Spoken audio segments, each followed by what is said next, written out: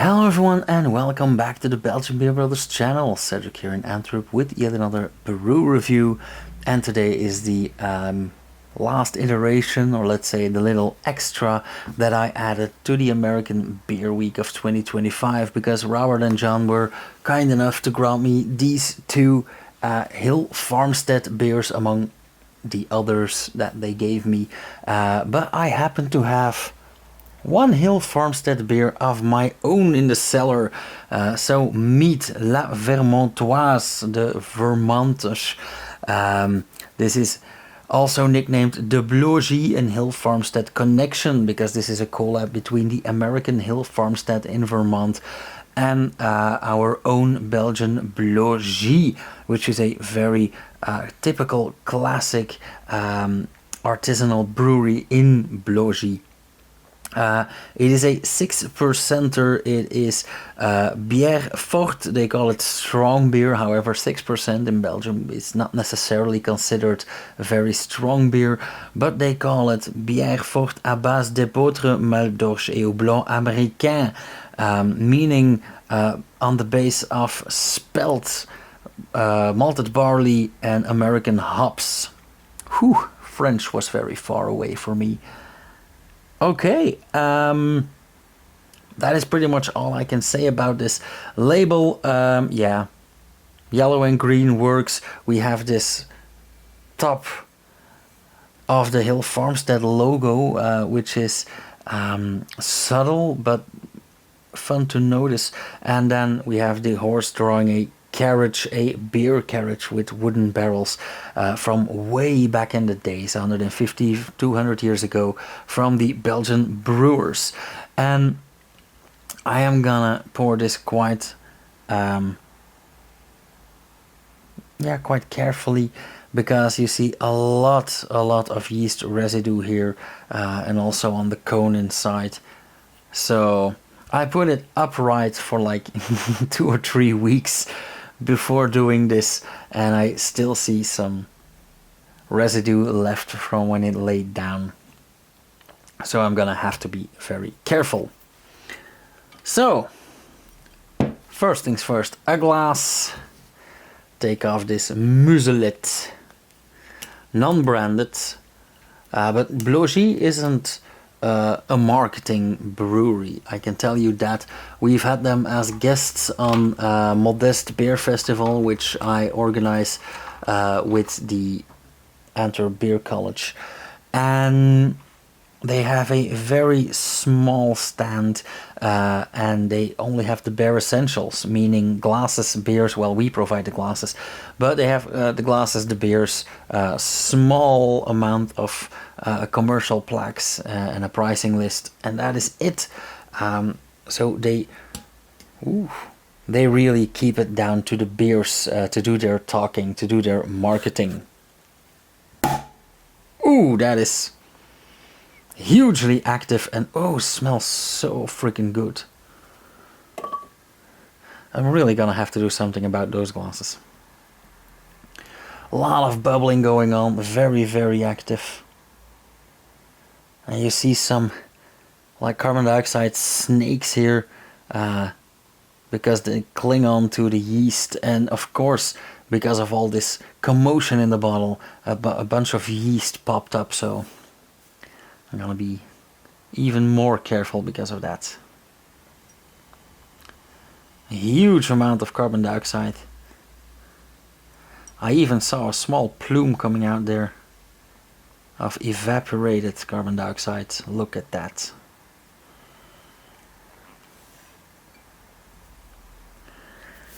I'm actually gonna keep this open for a small while, because if I'm gonna pop a cap on this, pop a cap, hear me out. Now, if I'm gonna pop a bottle cap on this, it's gonna like shoot right off. Look at this. So the tiny amount that we already have is extremely vigorously lively and growing out so much ahead, but it is also extremely clear. Of course, all of the yeast residue is on the bottom, it's stuck there, but yeah, This is very, very clear and also very, very pale. Of course, spelt is a very light grain, but still. Oh, this smells so good. This smell is what made me fall in love with saisons, with farmhouse ales, and this is a very, very classic farmhouse ale. Aroma is very dry. It is, even though they don't add herbs to a saison, this is very, very aromatic. And for the life of me, I have no idea what Hill Farmstead part is and what Blaugies part is. All we know is the grains and American hops, but I would be very surprised if the only addition to this beer by Hill Farmstead is the American hops. We also have a direct line with companies like Yakima, and so we can get American hops without an American brewery. That is no problem at all.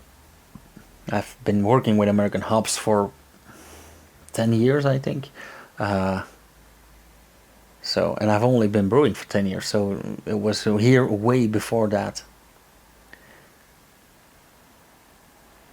But yeah, lovely, dry, herbal, savory aroma. And despite having this much foam, this much liveliness in the beer, I don't get a lot of carbon dioxide in the nose, which is a huge plus for me.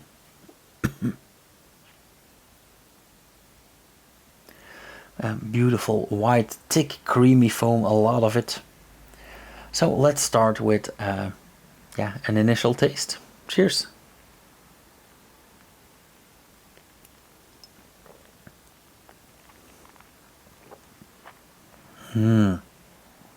Oh wow.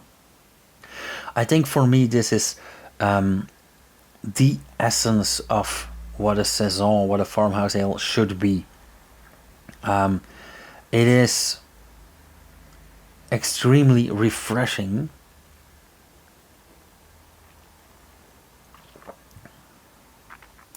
It is savory, but it is also very dry. There is practically no leftover sugar in there, and at 6% ABV, that is an art form in itself, for the simple reason that if you brew a initial wort with 15 Platos, for example, and you ferment that to a 6%er, you'll still have 3 Platos of sugar left, and that leftover sugar will get you some sweetness. So they cannot brew this over like 13 and a half Platos to get to that 6%. And oftentimes brewers that brew saisons, farmhouse ales, all these dry, well fermented beers, will ferment it for a tiny bit longer. So this will probably be like 6.1, 6.2 instead of just 6. Just to get to that point of being dry and not sweet anymore. I'm gonna try to add a bit of beer here.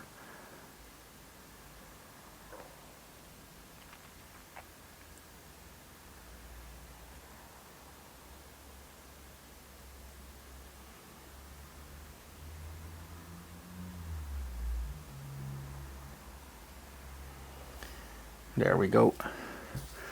I'm just gonna see if I put a cap on this bottle, will it stay? This might fly off in a few minutes and it will scare the bejesus out of me. But we'll see about that.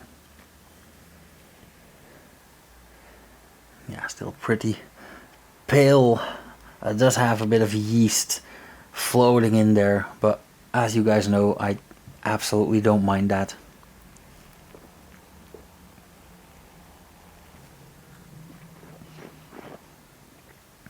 Yeah, still very refreshing, very savory. It has some like gravy-like flavors, and that is mainly because of the dryness and because of the usage of hops. Spelt makes it very light, and at the same time those hops come in quite strong. It is bitter, it is tingly, but it's not necessarily hoppy. And oftentimes when we in Belgium say usage of American hops, we oftentimes mean like fruity and over the top, like the craft double IPA scene and so on and so on. And in this case, yeah, very, very nice, very dry, very bitter.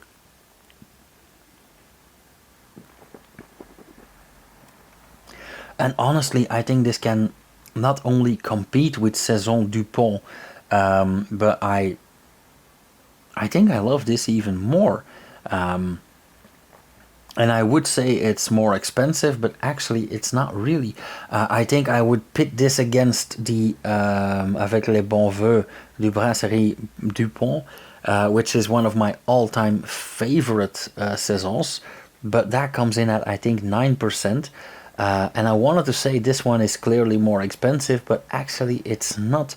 I think one of these bottles sets me back between 7 and 8 euros. And the Bon Vœu will probably be like between 4 and 6. So, okay, percentage-wise, that is a big difference. But price-wise, in absolute numbers, not so much. So, yeah, I really love this. And this is, I think, where I call Avec les Bon Vœux a nasty beer, and that is why I love it, so it's not negative at all. I think this is more refined.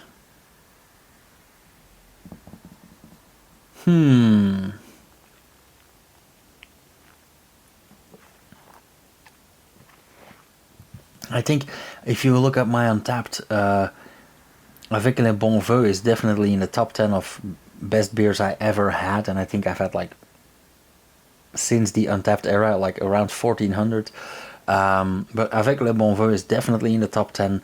I think one of the highest scores I ever gave was for one from Van Honsebroek, aged on wooden barrels as well, which was also beautiful. But I think this one is gonna make it into that top as well. I think this is gonna be like a 4.5, 4.75, just like the Bon Vœu. Like I said, I would love to pit these against each other, because one is more nasty, more dirty, and this one is a bit more refined. So if I can get some more bottles of this, I probably will. I have some tastings coming up, and I would love to let people taste this.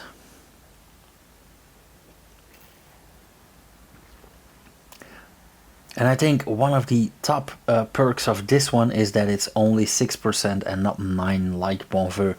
But I don't want to compare too much, because this is a beer in itself and a decent quality top shelf beer for me as well. Actually, I was in doubt whether to bring this from Modest. So this has been in the cellar for almost a year. Well, actually a year and a month now, but I'm so glad I did. Jesus.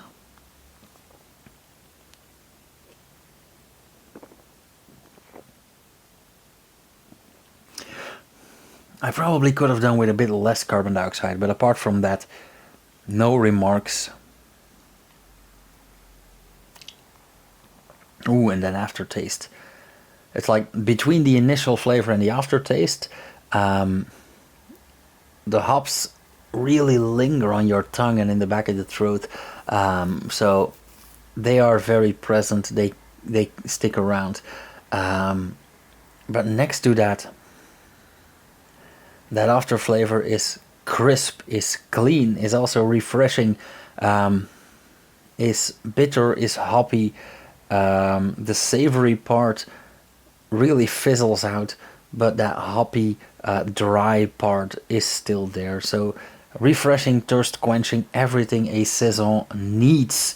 And they call it strong beer, but for me this is a very classic farmhouse ale. Like I said, for me this is a 4.75, and I know that I gave this one a 4 as well, and this one was also pretty high up on my list. So I think in Hill Farmstead I found a new, like an American favorite, or one of the favorites. Although Maine and Treehouse really did it for me as well last year, but in a completely different way. So yeah, 4.75. This is for me a top tier quality beer, and again, like 6, 7, 8 euros per bottle. That is dirt cheap.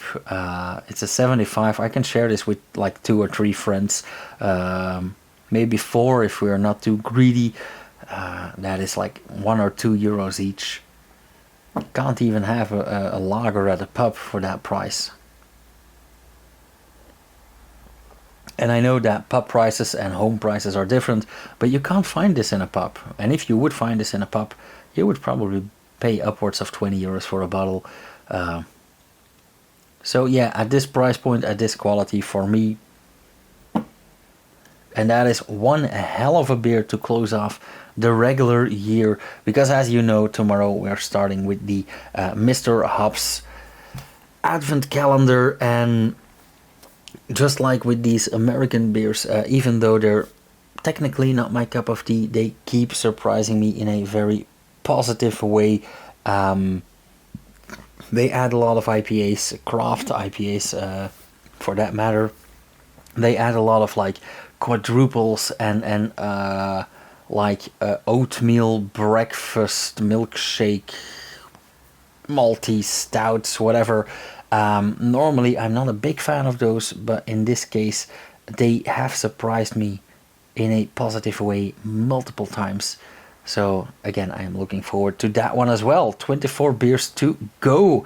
After that we are gonna have a week of winter and Christmas beers. I also have some real life winter and Christmas beer tastings coming up, so I will have the opportunity to pick and mix and match out of those tastings. And like I said, 1st of January 2026 will be my 500th brew review. So out of those, by then, 1450 beers, you've witnessed 500 of them, which is still truly amazing to me. So yeah, a lot of work to do. If you want to support this channel, share a video or check out the Patreon page. If you want to see more, subscribe and hit the bell icon so you'll get notified every day around 4 normally when I upload something. And yeah, let the Christmas season begin. I'll see you guys tomorrow with the very first beer from Mr. Hops Advent Calendar. Cheers.